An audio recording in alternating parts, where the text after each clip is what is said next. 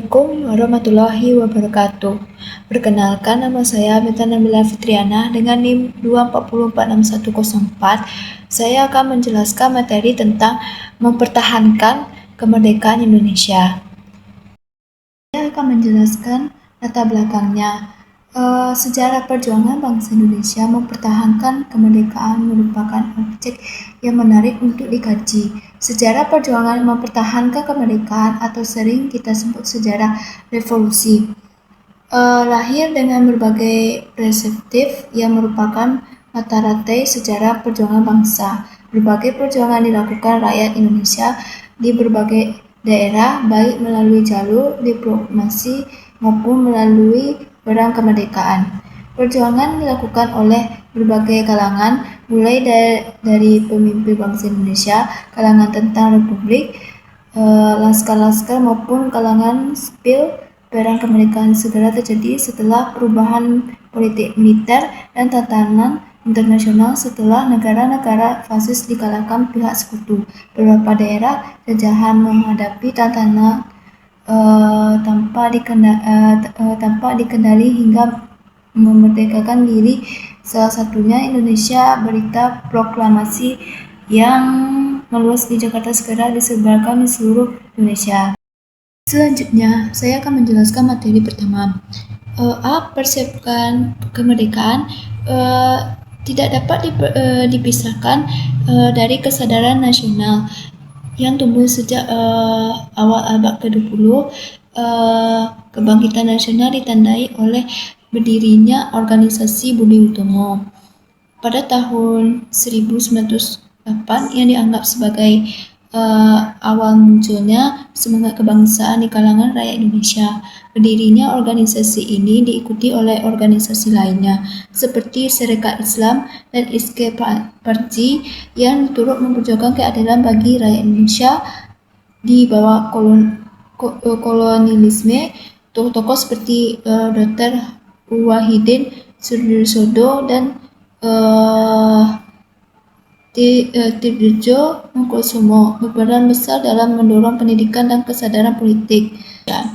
Selanjutnya, yang B, pembentukan dan perkembangan awal Republik Indonesia. Setelah kemerdekaan diproklamasikan, pertama yang oleh para pemimpin Indonesia adalah membentuk pemerintah yang sah pada tanggal 18 Agustus 1945. Panitia Persiapan Kemerdekaan Indonesia (PPKI) penyelenggaraan sidang untuk menetapkan Undang-Undang Dasar 1945 sebagai konstitusi negara yang baru. Dalam sidang tersebut, Soekarno dan Muhammad Hatta juga ditetapkan sebagai presiden dan wakil presiden pertama Republik Indonesia. Pembentukan pemerintah ini menandai legalitas Republik Indonesia sebagai negara yang merdeka.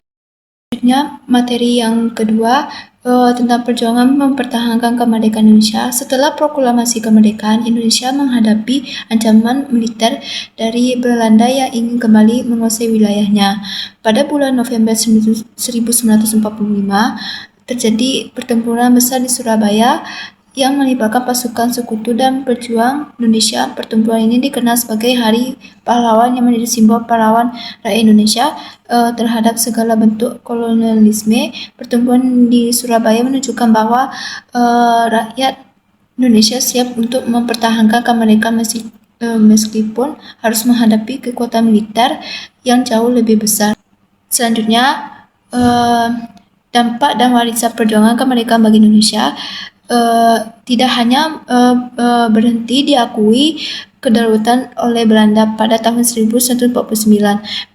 Perjuangan tersebut meninggalkan dampak jangka yang panjang serta warisan yang sangat mempengaruhi dalam membentuk jati diri dan arah pembangunan bangsa Indonesia. Salah satu dampak penting adalah tumbuhnya semangat persatuan dan kesatuan di seluruh lapisan masyarakat.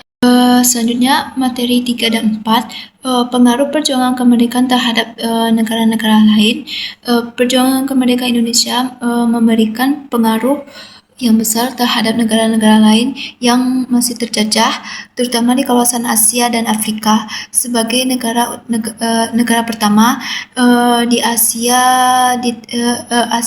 Tenggara yang merdeka setelah Perang Dunia Kedua. Indonesia menjadi simbol perjuangan untuk kemerdekaan. Proklamasi kemerdekaan Indonesia pada 17 Agustus 1945 menjadi inspirasi bagi banyak negara yang berada di bawah penjajahan, memberi mereka harapan untuk kemerdekaan dapat terwujud melalui perjuangan Indonesia. Tidak hanya memberikan contoh dalam hal perjuangan fisik, tetapi juga dalam diplomasi internasional. Sejak kemerdekaan Indonesia aktif dalam menyuarakan hak-hak bangsa-bangsa yang terjajah dan berusaha mendukung perjuangan kemerdekaan negara-negara lain. Indonesia mengambil peran penting dalam gerakan No Blok yang didirikan pada tahun 1961